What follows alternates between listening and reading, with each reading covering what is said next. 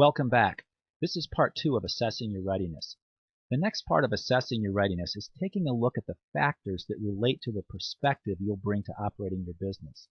Your business perspective comes from a combination of your critical knowledge and personal traits. And by perspective, we mean your vantage point for looking at things.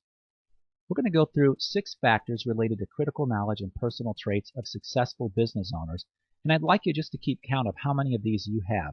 Now, it would be rare for someone to have all of these, so don't be concerned about that. Okay, so the first one is this. I've worked for a startup business before.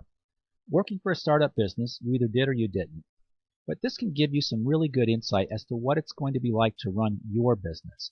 Many successful entrepreneurs tell us that they had worked for other startups, and this experience obviously would add to the perspective that they bring to operating their own business. For some, it was even in a family business when they were growing up. And certainly that counts because you gain that exposure to what it's like to be owning a business and running a business.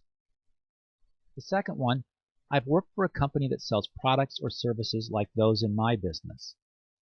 If you work for a company that sells products or services like your own, it's certainly going to give you a tremendous amount of experience and insight that will help you succeed in a similar business. Sure, you weren't the business owner, but you were right there experiencing the ups and downs and the interactions with employees, customers, vendors, and learning from the way that business handled its challenges. So you can see why this would be very helpful. And we'll comment at the end a little bit about what you can do on some of these things, because on this one, like the first one, you either have or you haven't. Number 3 is, I'm a resilient person who bounces back quickly from setbacks. Is this you? Really think about this. In business, you're going to have to deal with setbacks. And the next day, you're going to have to get up, seemingly unaffected, and just push on.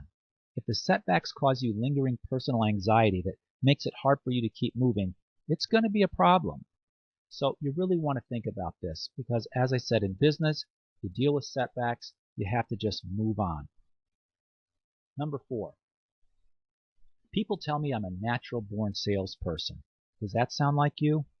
If you're a natural-born salesperson, or maybe you just really enjoy selling, it's really going to help you through the tough times because you always know you can sell your way out of some problems or sell your way out of a slowdown.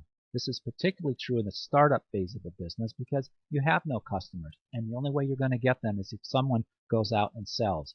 If you enjoy selling and you're personally going to be part of that selling process, it's really going to be a personal trait that will help you get off to a good start. And number 5, I know exactly who my competitors will be, and I think I can compete with them effectively. Knowing your competitors is really critical. You should go into your business with this perspective already in your back pocket. If you're not sure who your competitors are, well, we'll give you some ways you can really improve your insights in that area in some future segments from the webinar. But in terms of assessing your readiness, this is something completely in your control, and it is an important factor. Again, later in the session, we'll give you some direction on how to make sure you're ready in this area. Number 6, I know who my customers will be and how I will earn their business. Finally, knowing your customers, who they'll be, how you're going to get their business. It's very important as well. Have you put yourself in the mindset of going out to find customers, or have you thought about what you're going to do that's going to enable those new customers to find you? Have you thought about who they are and what they think about when they make their purchasing decisions for the kinds of products and services you'll be selling? Having this perspective is a very important part of being ready to start your business. Once again, we'll talk more in future segments about how you can increase your knowledge of your customers in ways that will really benefit your business. So let's put these all up and just run through them real quickly. So make a count. How many of these did you put down?